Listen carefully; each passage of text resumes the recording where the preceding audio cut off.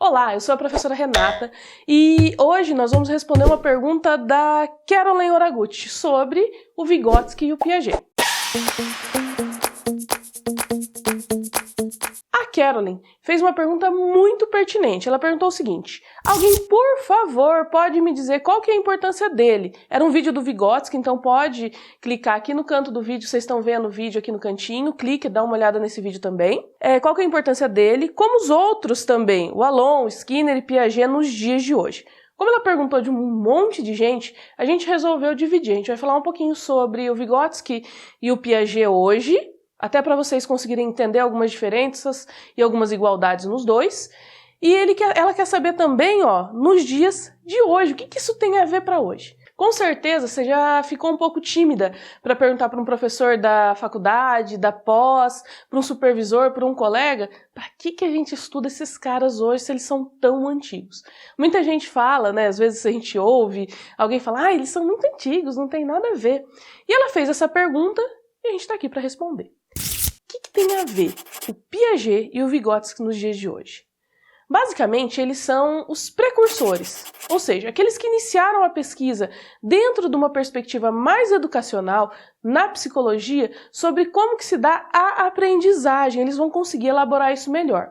Eles vão fazer isso de uma maneira mais complexa. Eles não são os primeiros, mas eles iniciam um esforço para entender a parte biológica e social da aprendizagem. Por isso que se chama psicogênese da aprendizagem. Psicogênese, então, a parte da psique e o início do processo de como se dá a inteligência. Eles queriam saber, por que as pessoas pensam? Da onde surgiu o pensamento? O que funciona isso?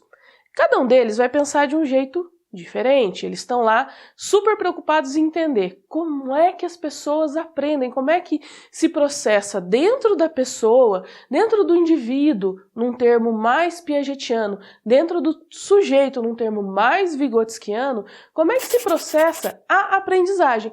Por isso que você, professor, até hoje tem que estudar essas duas pessoas, porque eles vão falar assim, a aprendizagem se dá por meio da equilibração, Piaget.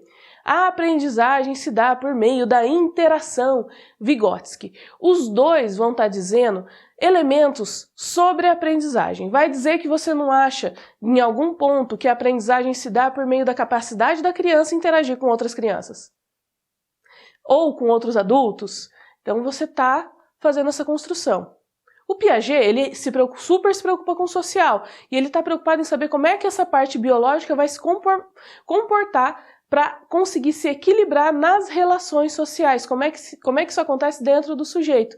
Então ele vai lá, olha lá, como é que se dá esse equilíbrio, o que acontece quando a criança tem um elemento novo, social, e ela se desequilibra dentro da criança. Então, para o Piaget, a gente vai falar que a aprendizagem se dá de dentro para fora. Primeiro a criança precisa se desenvolver, elaborar as construções internas, para então fazer o processo da aprendizagem, do indivíduo para o social. Já o Vygotsky, ele vira e fala assim, olha só, a criança precisa primeiro aprender para depois se desenvolver. Então, primeiro ela precisa das relações sociais para depois aquilo virar uma coisa dela, um sujeito histórico, que são os termos corretos para cada um. Gostou da explicação? Por que a gente aprende isso até hoje? Porque até hoje é assim que a gente entende a educação.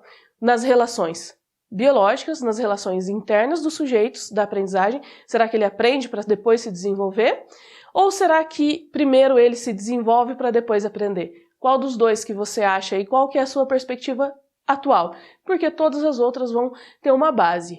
Ou nessa perspectiva vygotskiana, ou nessa perspectiva piagetiana de como que se dá o processo de aprendizagem. Até hoje, é assim que a sua escola funciona e assim que as escolas em todo o mundo vão se adaptar.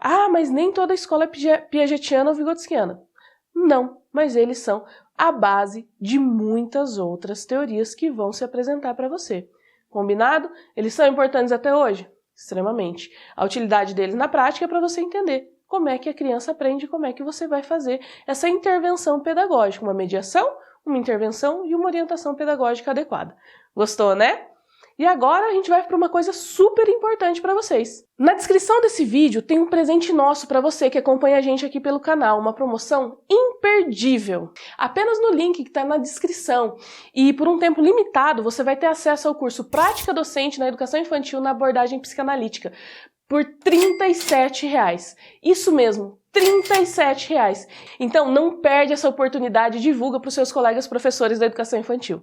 Ah, e não esquece de deixar o seu like nesse vídeo e se inscrever no nosso canal, porque a manutenção desse projeto depende dos nossos seguidores e você faz parte disso. Um abraço e até a próxima. ênfase educacional, www.enfaseeducacional.com.br